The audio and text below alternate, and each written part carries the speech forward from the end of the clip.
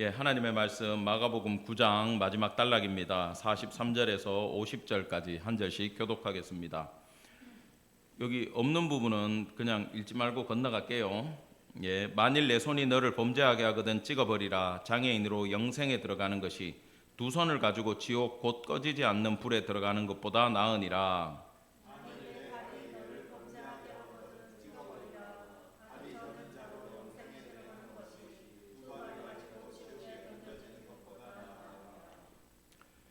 만일 내 눈이 너를 범죄하게 하거든 빼버리라. 한 눈으로 하나님 나라에 들어가는 것이 두 눈을 가지고 지옥에 던져지는 것보다 나으니라.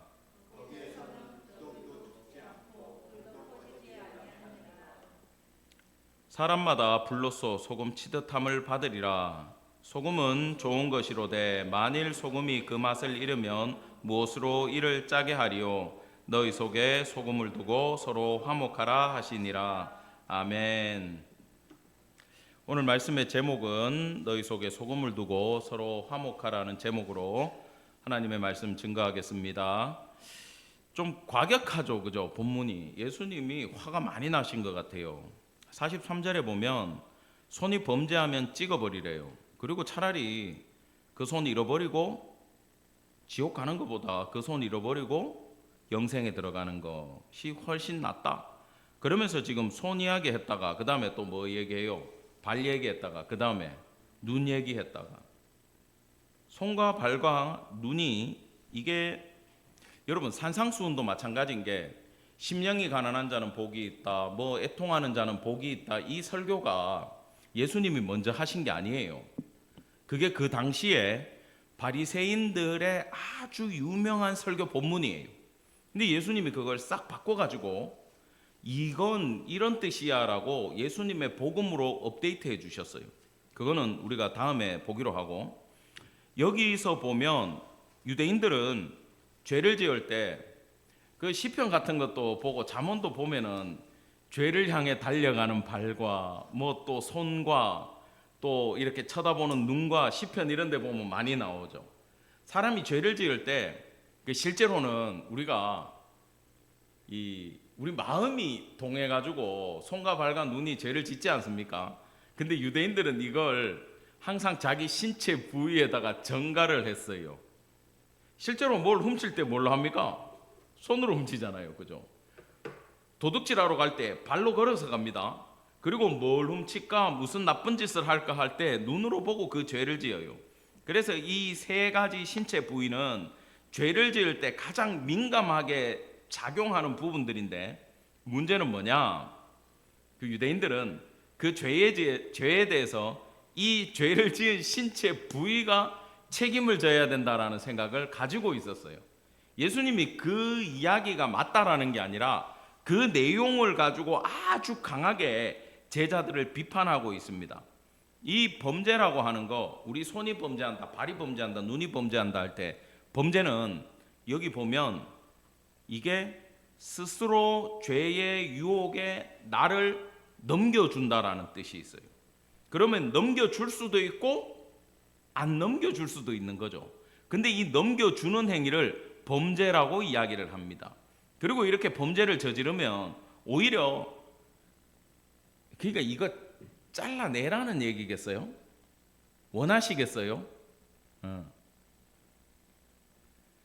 책임이 있다라는 거예요. 죄에 대해서 책임이 있다는 거고, 실제로는 예수님이 이 책임을 다 지셨음을 기억하시기 바랍니다. 그런데 우리한테는 이걸 왜 주시냐 하면은 이 뒤에까지 쭉 봐야 이해가 돼요. 먼저 여기에 지옥 꺼지지 않는 불에 집어넣는다 그러는데, 이게 원문으로는 게헨나 이렇게 적혀 있어요. 이건 뭘 뜻하느냐? 따라합시다. 흰놈의 아들의 골짜기. 이게 왜 지옥의 대명사가 됐는지 봐야 돼요. 여기에 흰놈의 아들 골짜기, 여기는 쉽게 말하면 우상숭배를 하던 지역이에요. 근데 우상숭배가 끊어지고 거기가 쓰레기 소각장이 됐어요. 그래서 그곳에 항상 쓰레기들을 불태우고 죽은 동물의 시체들 거기서 불태우고 범죄자들의 시신도 거기서 불태웠는데, 항상 쓰레기나 이런 시체들이 넘쳐나니까 계속 거기서 불이 꺼지지 않아요.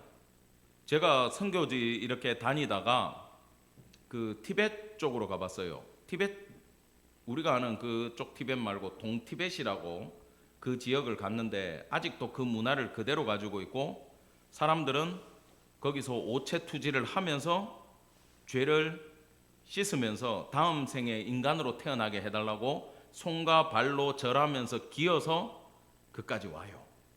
사람들이 얼마나 불쌍한지 몰라요. 애기들까지 거지처럼 그 길을 따라와요. 부모 따라. 그리고 와가지고는 그 절을 돌면서 그 불경을 돌리죠. 보셨죠? 다 그거 TV 같은 데서. 내가 그거 보고는 깜짝 놀랐잖아요. 그거 한 바퀴 돌리면 성경 한 번 읽은 거야. 우리 대박이야. 실제로 그러면 난 거기 살면서 1000만 번도 돌릴 수 있어. 얼마나 그들의 교리가 신기한지 모릅니다. 근데 그 지역에 가니까 항상 언덕 위에 계속 연기가 올라오고 비가 와도 연기가 올라와요.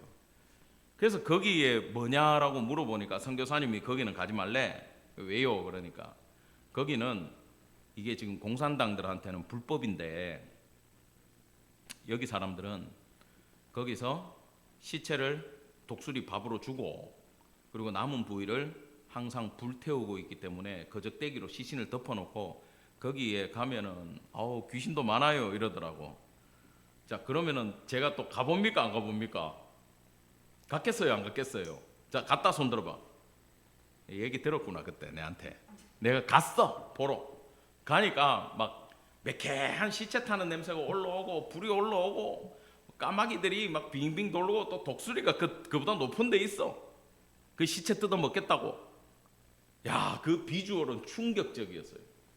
그리고 사람들 그 산 위에서 내려다 보니까 기어서 그 절로 가고 있어. 절하겠다고. 여러분, 그렇게 짐승이나 시체를 태운 불이, 쓰레기를 태우는 불이 꺼지지 않고 계속 타오르는 장소를 지금 예수님은 지옥이라고 부르고 있어요. 이게 모든 유대인들한테, 그 당시 사람들한테 지옥의 대명사가 흰놈의 아들의 골짜기고 그걸 게헨나라고 부르고 있단 말입니다. 근데 생각해 보세요. 우리 인자하시고 착하고 선하신 예수님이 손 찍어버리라, 발 찍어버리라, 눈 빼버리라. 그러면 솔직히 지금 화가 났어 안 났어? 엄청나게 화가 난 배경을 우리가 보겠습니다. 9장에 다 나오는 거예요. 9장 34절 37절부터 또 42절까지 이렇게 보면은, 야, 니들 오면서 무슨 얘기했냐? 그럴 때 무슨 얘기했어요? 누가 크냐? 이걸로 싸웠단 말이야. 베드로가 우겼을 거고 야고보 요한이 큰 소리 쳤을 거란 말이에요. 그들에게 예수님은 그 싸움 하지 마라. 그게 뭐가 중요하냐? 오히려 너희들은 어떤 마음을 품으라? 어린아이 하나, 전혀 가치 없는 사람도, 그러니까 이 성경에서 동문서답들이 많아요. 예수님이 시간이 없어서 그래. 진도를 빨리 나가야 되니까 뭐 하나 잘못하면 그거 관련해가지고 쫙 얘기를 해주세요. 그때라도 들어야 돼. 누가 크냐라는 그의 근본적인 원인이 뭡니까? 마음에 뭐가 있는 거예요? 따라합시다. 교만한 마음. 교만이 있는 거예요. 내가 잘났다가 있는 거야 지금. 그 교만, 내가 잘났다, 내가 뛰어나다, 내가 영성이 있다, 내가 예수님 잘 쫓아다녔다, 내가 경건하다, 이게 마음속에 빡 박혀있는 자들에게 어떤 말씀을 주시느냐? 어린아이 하나, 네가 생각했을 때, 교만한 네가 봤을 때 정말 보잘것 없는 그 사람을, 그런 복음 전도자들, 그런 사역자들, 그런 예수 믿는 자들 섬기는 것이 얼마나 중요하냐. 그게 나를 섬기는 거하고 같다. 여러분, 이 원리는 가장 쉬운 게, 아무리 보잘것 없는 사람도 그 사람이 예수의 영을 가지고 있으면요, 누굽니까? 성전이고 예수님이 거기 함께 계시는 거예요. 그래서 그 사람이 상처받으면요, 예수님을 무시하는 일이 되는 거예요. 지금 그 얘기를 해주는 거예요. 그럼에도 불구하고 곧바로 뒤에 요한은 뭐라고 얘기하냐면, 선생님, 예수님 오는 길에 어떤 인간들이 우리 제자 되라고 하니까 제자는 안 하겠다고 하면서 예수님 이름을 팔아먹고 있어요. 그래서 우리가 귀신 못 쫓아내게 했어요. 왜? 지들은 안 되는데, 교만한 나는 못하는데. 아무런 명예가 없는 어떤 사람이 예수의 이름으로 능력을 발휘하는 꼴이 보기 싫으니까 그걸 막았던 겁니다. 이 이야기의 끝에 예수님은 뭐라고 말씀하시냐 하면 똑같아요. 이 작은 자 중에 하나라도 실족하게 하면 연자맷돌, 이건 당나귀 맷돌 이런 뜻이라 그랬잖아요. 여자들이 두부 만들 때 옛날에 집에서 돌리던 맷돌이 아니라 짐승이 몰던 아주 집채만한 큰 맷돌로 장사도 못 지내게, 영원히 심연에, 영원히 지옥에 빠뜨리겠다. 이건 교만한 자들을 향한 예수님의 엄중한 경고가 들어있음을 기억하기를 간절히 바랍니다. 아멘. 자, 복음에 대해서 바울은요, 항상 복음을 전하고 나가지고 두 가지 이야기를 꼭 해줘요. 복음에는 차별이 없다. 하나님 믿는 일에는 차별이 없다. 그 누구나 믿을 수 있다. 그렇다고 해가지고 예수를 믿고 사도가 됐든 제자가 됐든 주를 쫓든 선교사가 됐든 목사가 됐든 평신도가 됐든 내가 은혜로 구원받았고 은혜로 그 길에 이른 것이기 때문에 다음에 뭐라고요? 자랑할 것도 없다라고 얘기를 하세요. 왜 그러냐? 이것이 예수 그리스도의 십자가의 원리이기 때문에 그렇습니다. 근데 사람들은요, 율법의 법칙, 율법은요 행동 법칙이에요. 해라 하지 마라. 그러면 행한 자들은 의가 생기고 행하지 못한 자들은 죄인이 되는 구조를 갖고 있기 때문에 여기에 익숙한 구약시대뿐만 아니라 신약시대에도 예수로 변화되지 못한 인간들은 요 논리로 생각하기 때문에 자기 의가 생긴다 안 생긴다? 생긴다라는 거예요. 여러분, 근데 우리가 이걸 예수를 믿고 복음을 믿어도 당연히 시간이 걸립니다. 이게 변화되는 데까지는. 왜 그러냐? 우리가 죄된 본성을 가지고 태어났는데 우리가 일주일에 고작 몇 시간 예배드리고 주님을 가까이 하고 한다 해가지고 우리 심령이 금방 그렇게 변화되지를 않아요. 어려운 일이 맞아요. 그럼에도 불구하고 예수님을 쫓아다니던 제자라고 하는 자들이 이 복음 안에서 나를 낮추는 작업을 시도조차 하지 않고 높이는 작업만 하고 있었기 때문이에요. 우리 주님은 너 성경고사 몇 점 맞았어? 70점요. 너 낙제야. 너 감옥 가야 돼. 너 지옥 가야 돼. 그럽니까? 너 예배 왜 똑바로 안 드려? 예수님이 만약에 그 의를 기준으로 우리를 치시겠다 그러면 우리 다 죽어야 돼요. 근데 예수님 그거 가지고 얘기 안 해요. 근데요, 은혜 안에 있는 우리끼리 미워하고 용서하지 못하고 끊어내고 상처 주고 그 일에 대해서는 예수님이 분노하시고 설마 우리 이거 팔, 손 다 찍어내면 우리 몸에 남아있는 게 뭐가 있겠습니까? 실제로 우리가 예수 그리스도의 한 지체인데 예수님이 우리 머리인데 우리 다 찍혀나가면 어떡하겠어요? 그러나 아주 강력하게 경고하는 본문이라는 거예요. 여러분, 이게 계속해서 교회 안에서도 일어나는 문제들인데 예수님은 우리를 볼 때 얼마나 많이 품었고 얼마나 섬겼고 상대방을 이해하기 위해서 배려했는가? 네 가슴에 나를 품고 따뜻한 사랑이 이 안에 있는가? 이걸 보시지. 절대 욥의 친구들처럼 네가 징계받는 이유가 이것 때문이구나. 네가 지금 기쁨을 잃어버린 이유가 이것 때문이구나. 이렇게 판단하고 그런 시각을 가지고 보는 걸 예수님이 싫어하고 그걸 못하게 이거예요. 찍어버린다. 사랑 안 하면 용서 안 하고 품지 않으면 뭐 해버리겠다? 빼버린다. 그냥 지금 예수님이 그렇게 우리에게 얘기해주고 있다라는 거예요. 여러분, 우리는 누가 약하고 무너지고 죄짓고 실수해도 따라합시다. 그럴 수 있어. 약한데. 그러면 지금 예배 때 여기 성도들이 몇 명 안 앉아 있는 걸로 들리잖아요. 큰 소리로. 그럴 수 있어. 오늘 많이 나오셨어? 그럴 수 있는 거야. 이 마음을 항상 가져야 돼요. 여러분, 이걸 극단적으로 보여주는 사람이 수제자 베드로예요. 나는 이분이 정말 안 됐어. 대표로 굉장히 어려운 일을 많이 겪으셨어. 예수님이 그 길을 겪게 그대로 두세요. 예수님이 브라이도리온 끌려가가지고 가야바, 안나스 가야바한테 이렇게 신문을 받고 빌라도한테 가는 과정에 이게 사복음서 다 나와요. 조금씩 다르기는 한데 그 상황을 이렇게 상상해 보면 전체 스토리 간단하게 얘기하면 이렇습니다. 예수님이 겟세마네 동산에서 기도하고 내려오다가 그 베드로가 단검을 빼가지고 대제사장의 종을 칠 때 귀를 자르려고 했던 게 아니에요. 죽일라 그랬어요. 목을 벨라 그랬어요. 근데 그 친구도 날렵해. 원래 종들이 날렵해. 머슴들이 샥 피했어. 피하다가 목이 안 떨어지고 뭐가 떨어졌습니까? 귀가 떨어졌죠. 예수님 거기서 또 교훈을 주시고 치유해주고. 근데 그 칼질했던 베드로에 대해서 대제사장의 종들은 기억에 남아요, 안 남아요? 남죠. 이놈들이 지금 마음에 딱 베드로에 대한 생각을 품고 있어요. 자, 베드로는 몰라. 뭐 예수님 때문에 정신이 없어. 예수님 잡혀가 버렸어.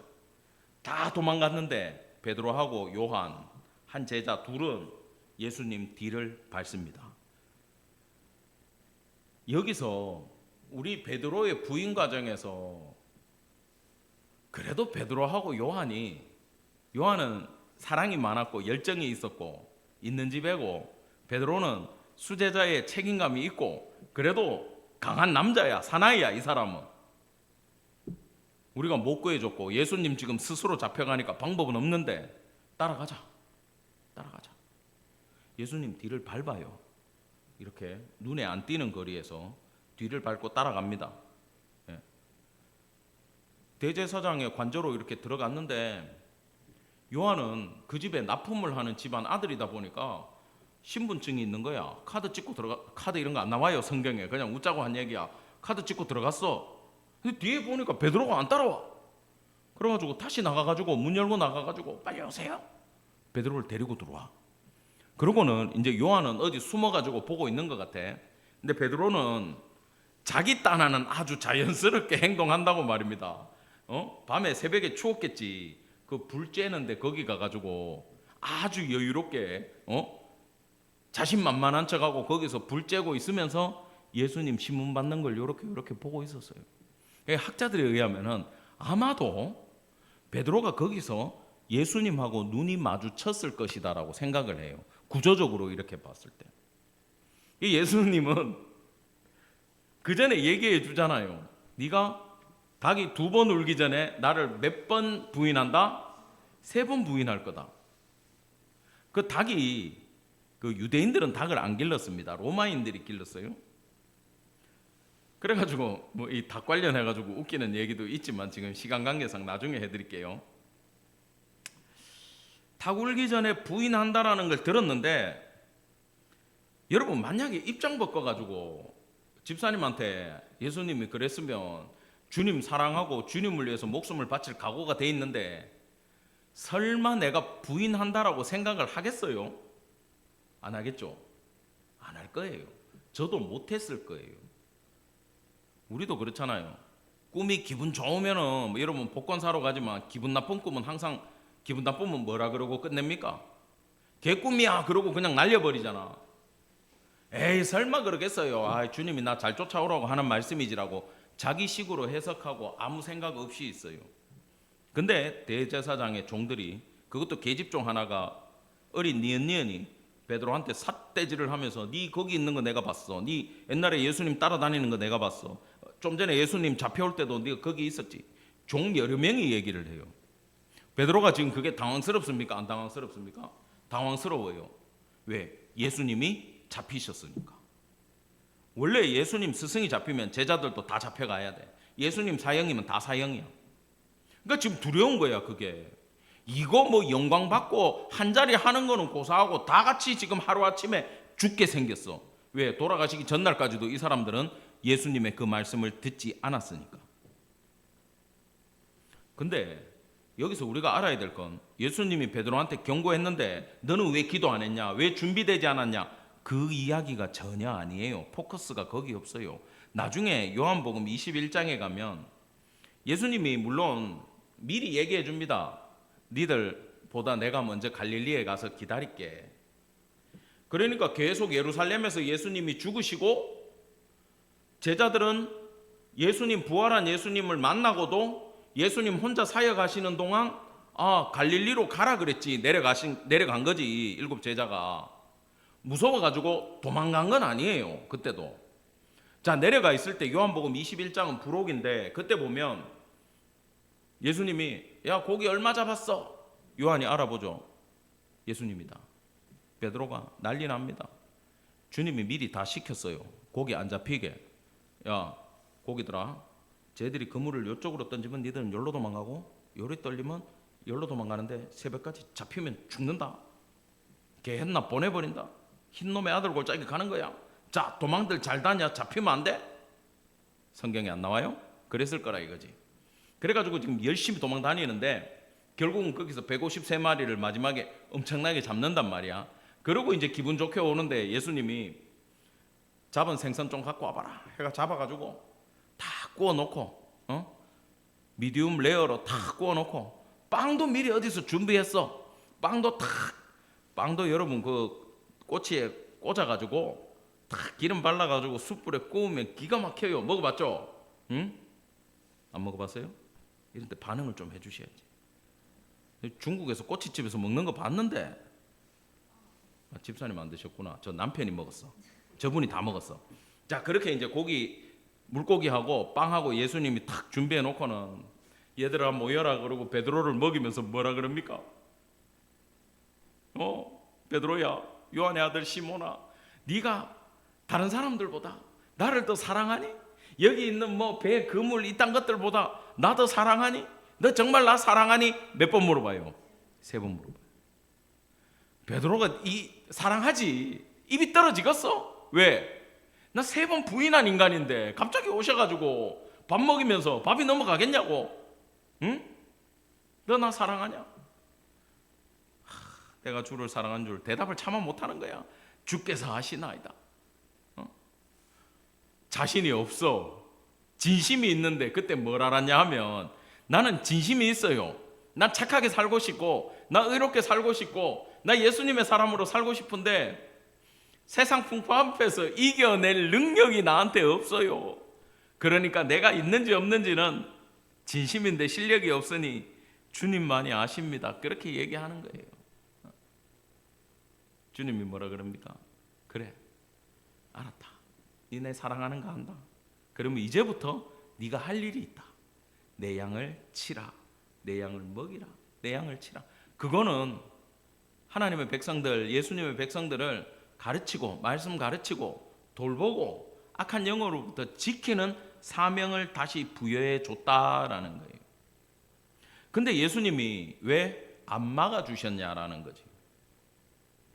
예수님이 이 말씀을 주실 때부터, 기도하라고 얘기할 때부터 네가 나중에 다른 사람들 회복시켜야 된다. 그게 뭐냐 하면은, 너 무너져 봤지? 방심하고 있다가 박살나 봤지? 야, 내 아무리 사랑해도 내하고 같이 죽는다 그래도 너 도망갈 수밖에 없지? 이게 죄된 인간이다. 너뿐만 아니라 다른 사람들 그 상황 겪을 때 다 무너진다. 근데 내가 너를 먼저 회복해 줬으니까 네가 이제 무너진 사람들 데려다가 회복시켜주고 세워주고 사명 부여해주는 역할을 네가 해야 된다. 그걸 예수님이 그 자리에서 모닥불이라고 하는, 대제사장 관저의 모닥불과 디베랴 바닷가의 모닥불을 다 이게 생각나게 하는 모티브야. 그날 밤을.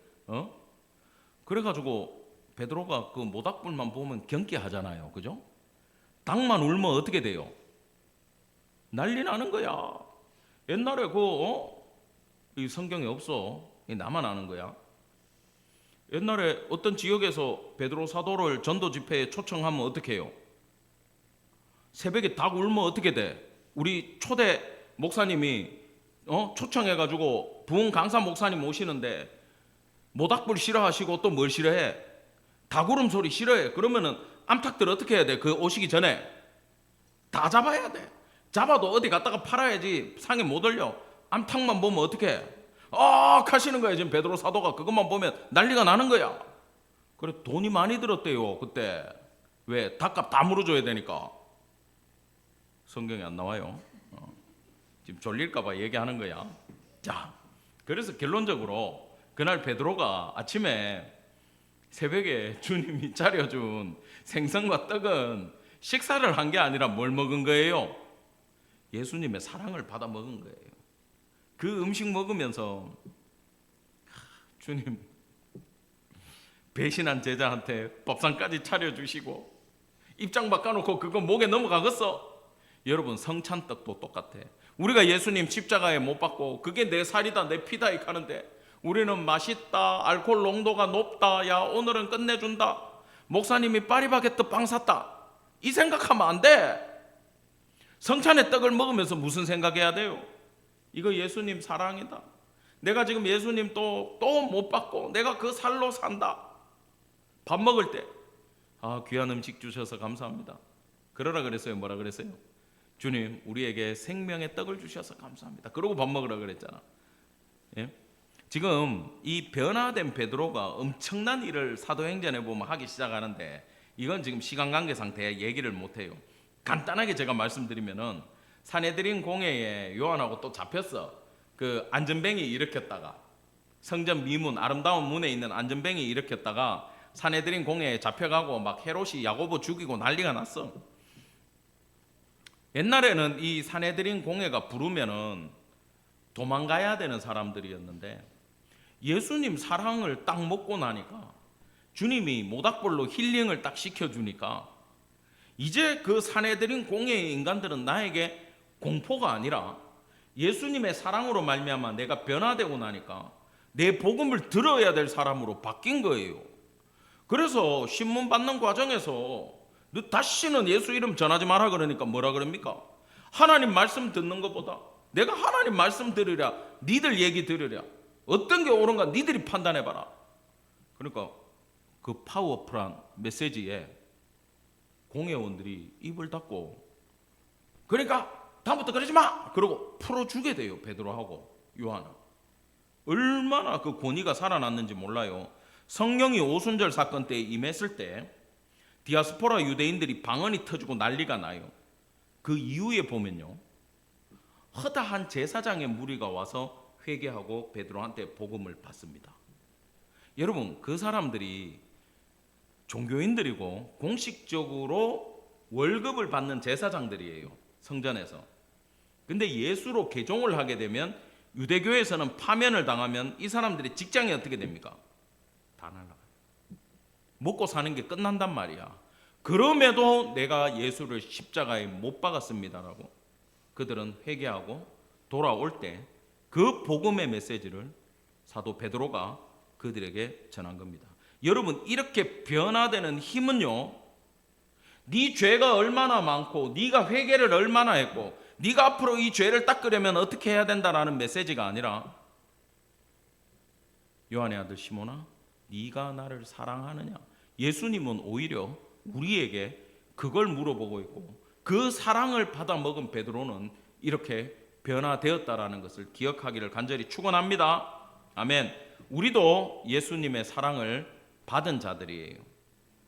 예수님의 사랑을 받고 예수님이 우리를 만나줬고 내가 얼마나 큰 죄인인 줄 안다면 여러분, 이 교만과 겸손은 우리는 잘 몰라요. 근데 내가 탁 낮아져 가지고 주님 앞에 겸손해지면요 생각이 바뀌는데 어떻게 바뀌냐 하면 여기 있는 성도들이 대단해 보여요. 앞에 있는 목사가 대단해 보여야 돼. 전혀 그렇지 않는 얼굴들이야? 그러면 더 낮아지셔야 돼. 교인들이 같이 신앙생활 하는데 이 성도가 그럼에도 불구하고 이렇게 믿음 생활 해나가는 게 이게 대단하고 격려해주고 싶고 힘을 실어주고 싶어. 이러면 내가 겸손의 자리에 있는 거예요. 야, 왜 저렇게밖에 못해? 그러면 내가 높아져 있는 거예요. 베드로가요, 왜 이 사역을 시작했겠어요? 바울도 마찬가지야. 내가 죄인 중에 괴수라고.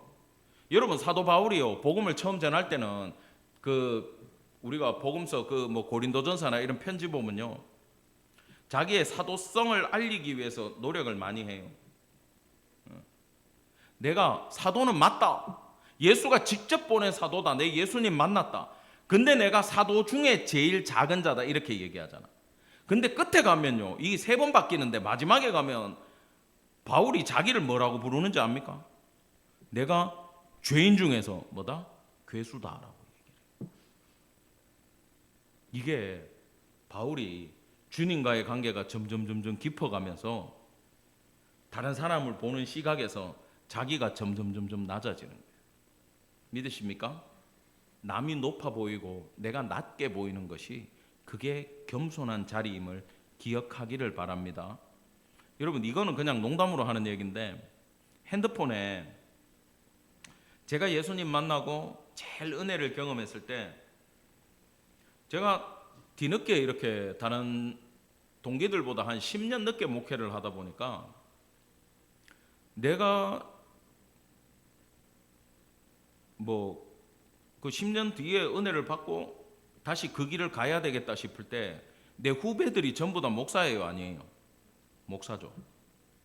지금은 안 그런데 그때 내가 한국에 와서 핸드폰 새로 만들고 폰에 이름을 저장할 때 누구누구 후배인데도, 나는 아직 전도사인데 이제 예수 만났는데 주님이 일찍 선택해가지고 목사로 기름 부었으면 그 사람들이 높아요, 안 높아요? 높아요. 후배 이름인데 최땡땡 목사님 이렇게 저장을 했어요. 물론 선배 목사님들은 다, 성도들은 누구 성도님, 집사는 누구 집사님. 그때 내 마음이 그랬어요. 다 높아요. 그러니까 집사님들도 아내, 와이프, 마누라 어떻게 저장돼 있어요? 말을 못 하시네. 남편 이름 어떻게 저장돼 있어요? 예? 내 편 이렇게 돼 있어요? 아, 남편이 아니고 내 편이야? 그 뒤에다가 이제 내 편님 이렇게 붙여 놓으세요. 했어? 임으로 해놨어? 똑똑해. 잘 빠져나가. 집사님은 뭐라고 해놨어요? 그냥 내 거야. 주머니에 넣고 다니시기 바랍니다. 이건 전부 다 이렇게 해야 된다라는 얘기는 아닌데, 우리의 마인드가 상대방을 생각하는 마인드, 전화 걸 때, 전화 올 때부터 그 사람을 높여주시기를 간절히 바랍니다. 예, 나도 깍듯이 와이프 이름 딱 해가지고 뒤에 누구 3호까지 해놨어. 내가 붙일 수 있는 제일 높은 이름이야. 님자 붙이면 좀 그래가지고 그냥 3호라고만 해놨어. 이렇게 여러분 상대방의 이름을 높여주는 성도 되기를 간절히 바랍니다. 예, 진도 나갑시다. 여기 44절 46절은 없음 이렇게 되어 있는데, 우리 성경처럼 이 권위 있는 사본에는 없어요. 근데 일부 가톨릭 성경이나 또 이런 데는 있는 내용이 있어요. 여기 3절이. 근데 내용을 내가 찾아보니까 48절하고 똑같아. 그러니까 하나 끝날 때마다 거기서는 구더기도 죽지 않고 불도 꺼지지 않는다. 이게 계속 반복되는 거야. 그래서 어떤 사본에는 이게 있고 없어가지고 우리 성경에는 뺐어요. 근데 이제 어차피 앞에서 설명 다 했으니까 넘어가겠습니다. 문제는 49절이에요. 사람마다 불로써 소금 치듯 함을 받으리라. 그냥 흔히 우리가 지옥에 가가지고 불에 굽히는데 거기에 천사가 와가지고 열받는다고 소금까지 던진다고 생각해봐. 불도 뜨거워 죽겠는데 소금까지 맞아야 돼, 안 맞아야 돼? 뜨거운 소금까지 튀면은 더 아플 거예요. 모르긴 몰라도. 이 아주 바싹 튀겨 죽이겠다는 이 뜻이거든, 보면은.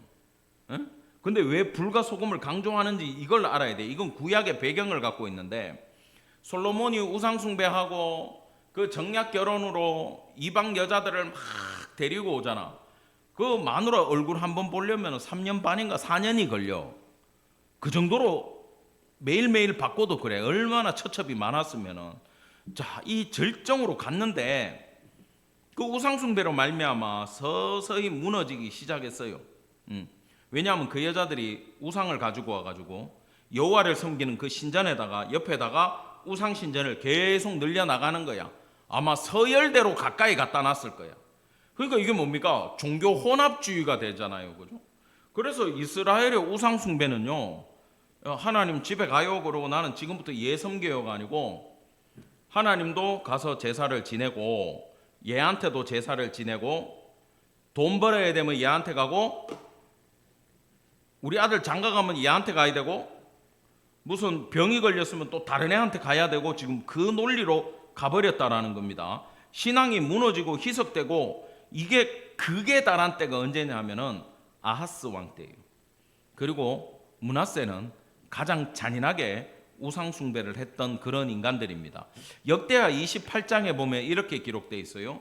아하스가 왕위에 오를 때에 나이가 20세라 예루살렘에서 16년 동안 다스렸으나 그의 조상 다윗과 같이 아니하여 여호와 보시기에 정직하게 행하지 아니하고 이스라엘 왕들의 길로 행하여 바알들의 우상을 부어 만들고, 잘 보세요, 또 흰놈의 아들 골짜기에서 분향하고 여호와께서 이스라엘 자손 앞에서 쫓아내신 이방 사람들의 가증한 일을 본받아 그의 자녀들을 불사르고 또 산당과 작은 산 위에 모든 푸른 나무 아래에서 제사를 드리며 분향하니라. 이렇게 되어 있어요.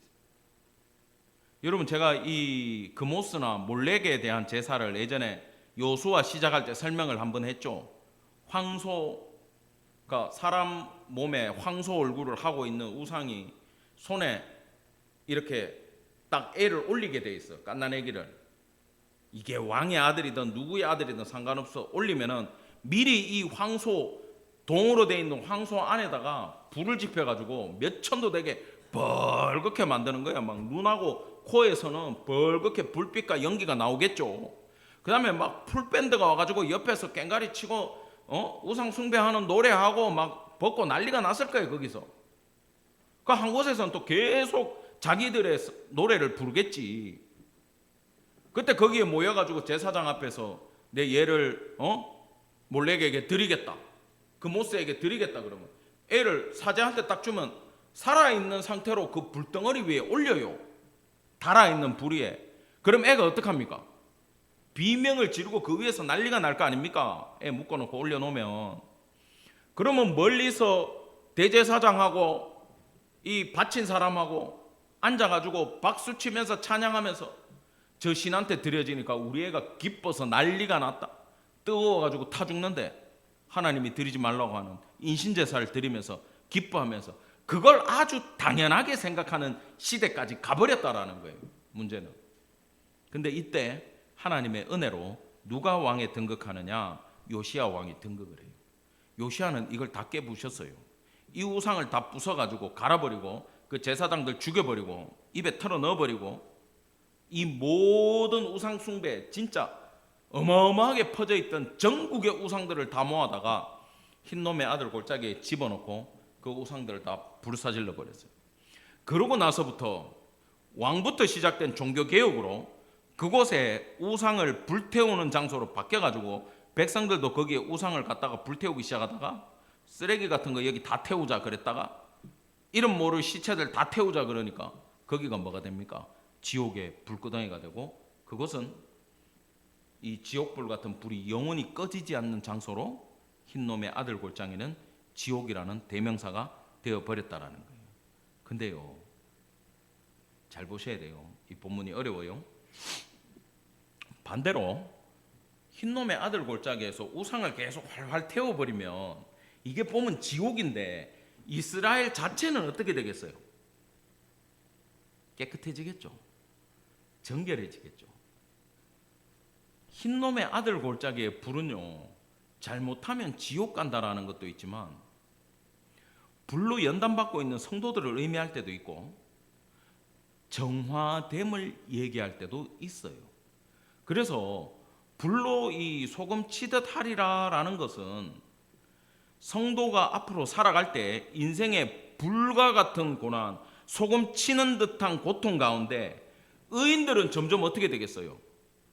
그 불의 고난 때문에 정화가 돼가지고 거룩한 백성이 될 것이고, 악한 자들은 그대로 살다가 어디로 가겠어요? 지옥 가서 그 불을 맛보는 상황에 가야 된다는 거예요. 그러면 지금 똑같은 상황에서 예수님은 제자들에게, 우리에게 무슨 얘기를 하는 겁니까? 너희들 어떡할래? 지옥 가서 불구덩이 속에서 소금 맞을래? 아니면 고난과 연단 가운데 이 소금을 바라보면서 너희들은 거룩하게 변화될래? 예수님 우리에게 지금 그 이야기를 하고 계시는 거예요. 보세요. 소금은 원래 어떤 거예요? 그 지옥에서 불 가운데 던지는 거예요? 아니면 원래 좋은 거예요? 나쁜 거예요? 이거 꼭 필요한 거잖아. 소금은. 소금 없이 음식을 어떻게 만들어? 나는 젓갈 쓰면 됩니다. 그럼 젓갈 안에다 소금이야. 그런 얘기 하시면 안 돼. 다시다 넣으면 됩니다. 그런 얘기 하시면 안 돼요. 여기서 참치 액젓까지 얘기하면 싫어할 것 같아. 자, 소금이 맛을 잃으면 무엇으로 이를 짜게 하겠는가? 너희 속에 소금을 두고 서로 화목하라. 자, 소금의 기능은 제사 때 들어가요. 그죠? 그리고 생선 같은 거 소금을 뿌리면 썩어요, 안 썩어요? 부패를 방지해요. 그래서 항상 소금은요, 정결하게 하는 거고, 또 소금을, 나도 얼마 전에 우리 돌아가신 장모님이 사놓은 소금이 저 찬장 높은 곳에 있대. 여러분들한테는 아무 느낌이 없지만 우리 집에서는 키가 내가 제일 커. 그 찬장 위에 꺼낼 수 있는 사람이 나밖에 없어. 집사람이 꺼내달라 그러는데 나도 한번 흉내 내봤어. 나도 교회에 저 창문 못 닫을 때 집사님들 불러가지고 닫아달라 그러는데 우리 집사람이 나보고 여보 저 위에 있는 거 꺼내도 이럴 때 여기 의자 놓고 올라가라 이렇게 하는데 내가 어떻게 했는 줄 알아요? 이렇게 해가지고 다 꺼냈어 내가 그 소금을. 근데 보니까 이게 좋은 소금인데 오래되니까 어떻게 돼 있어? 굳어 있어. 야 이거 잘 안 깨지대요. 내가 이거 쇳덩어리 갖고 와가 때려가지고 그 소금 다 깼어. 소금은 놔두면은 또 응집이 됩니까 안 됩니까? 응집이 돼요. 지금 요런 걸 가지고 얘기해 주는 거예요. 그 다음에 소금이 제일 좋은 게 짠맛을 내잖아요. 잘 보세요. 계란찜 만드는데 소금 넣었어요. 그러면 계란 맛만 나나요? 짠맛도 나나요? 계란 맛이기는 한데 짠 계란 맛이 되죠. 배추를 소금에 절이면 배추 맛도 되지만 어떤 배추? 짠 배추가 되는 거야. 이해되죠? 소금이 들어가면 고유의 성질도 원래 있지만 짠맛이 사라진다 안 사라진다? 사라지지 않는다. 세상에 우리가 들어갔을 때 소금의 역할로 우리가 부패된 곳에 들어갔을 때 우리로 말미암아 그 조직은 썩지 않고 그 안에서 우리는 예수 믿는 성도로 사랑하는 성도로서의 영향력을 나타낸다라는 것을 예수님이 우리에게 얘기해 주고 있는 본문이라는 거예요. 그래서 오늘 결론은 이겁니다. 확 말 안 들으면 찍어버린다 이 얘기를 하신 이유는 제발 뭐 해라? 내가 너희를 사랑한 것 같이. 예수님은 우리를 죽음으로써 사랑했어요. 우리는 그 정도는 못하더라도 예수님 사랑 받아서 전달해주는 성도 되기를 간절히 바랍니다. 여러분 지금 내가 유튜브나 이렇게 뉴스 같은 거 보면 사람들이 자기를 사랑해요. 근데 자기를 사랑해가지고 뭐 여자들 필라테스 하고 남자들 헬스하고 몸 가꾸는 거 좋아요. 건강을 위해서 조깅도 하고 운동도 하고 좋아요. 근데 자기 사랑이 말세에는 극에 달해요. 그러니까 저기 지금 동남아하고 저쪽 중국 저쪽에서 지금 성행하는 게 뭡니까? 저기 중국 뭐 전승절입니까? 뭐 할 때 시진핑하고 그 마이크 켜놓고 푸틴하고 둘이 대화하는데 야 장기 계속 바꾸면 영원히 살 수 있대라는 게 방송에 나와버렸잖아. 아세요? 그런 거 좀 보세요. 둘이서 혼잣말 하는데 CCTV가 그걸 그냥 송출을 해버렸어 라이브로. 그러니까 그걸 받아보는 사람들이 저 중국어가 뭐냐라고 번역을 해보니까 그딴 얘기를 하고 있어. 이 공산주의 수장들이. 인간에 대한 그게 아무것도 없어. 자기를 사랑하다 보니까 지가 영원히 살고 싶다 보니까 남을 죽여서라도 그 신체를 빼갖고 와가지고 내 병든 부분을 바꾸겠다라는 거야. 여러분 우리는 지금 이런 시대를 살아가요. 나밖에 몰라. 그러나 성도들은 예수님이 찍어버리기 전에 예수의 사랑을 본받으라고 이야기를 하십니다. 여러분 뭐 사랑 안 하고 싶은 사람 어디 있고 섬기고 싶지 않은 성도가 어디 있겠어요. 예배하고 기도하고 이 뭐 라이브라도 이 성일교 듣는 분들이 그런 마음 가진 분 저는 없다고 생각합니다. 그럼에도 저절로 안 되고 의지로 안 돼요. 예수 믿는 기쁨이 회복돼야 사랑도 나오고 감사가 회복돼야 사랑이 나와요. 그래야 우리는 품을 수 있다라는 겁니다. 이걸 우리는 어떻게 이해해야 되냐 하면 해와 달을 생각하면 돼요. 해는 스스로 빛을 발할 수 있어. 이게 예수님의 사랑이요. 우리는 달처럼 그분의 사랑을 받아서 뭐 해야 돼요? 받아서 반사해 줄 수는 있어요. 그래서 항상 우리는 누구를 봐야 돼? 예수님을 바라봐야 된다라는 거예요. 이걸 성경에서 뭐라고 얘기하냐면 나를 사랑하는 자들이 나의 사랑을 입는다. 예수님을 구하는 자들에게 예수님의 사랑이 임한다. 예수님을 존중히 여기는 자들에게 예수님이 우리를 존중히 여긴다라고. 하나님이 예수님이니까 내가 잠언이고 뭐고 지금 다 끌고 왔어. 여러분 이 말씀 붙들고 내가 다리구나. 스스로 발광체가 되지 못하구나. 예수님 사랑 받아야 되겠구나. 그 사랑을 전해야 되겠구나. 마음 먹으시고 그 사랑 받아서 우리도 기쁨을 누리고 만방에 예수의 사랑을 전하는 성도 되기를 원하고 이 제목 두고 오늘 밤에 기도하기를 간절히 원합니다. 아멘. 기도하겠습니다. 주님 은혜를 감사드립니다. 오늘 마가복음 9장의 말씀을 저희가 받으며 예수님이 분노하시며 크게 화를 내신 사건 가운데 저희가 예수 그리스도의 사랑을 본받기를 원합니다. 저희 스스로 사랑을 나타낼 수 없는 달과 같은 존재이기에 해와 같이 모든 사랑의 근원 되시는 예수 그리스도의 사랑을 받아 전하기를 원합니다. 주님, 이 일 능히 감당하는 자들 될 수 있도록 은혜를 허락하여 주시옵소서. 감사드리며 우리 구주 예수 그리스도 이름 받들어 간절히 기도드렸습니다. 아멘. 우리 간절히 각자 기도하고 모임을 마치겠습니다.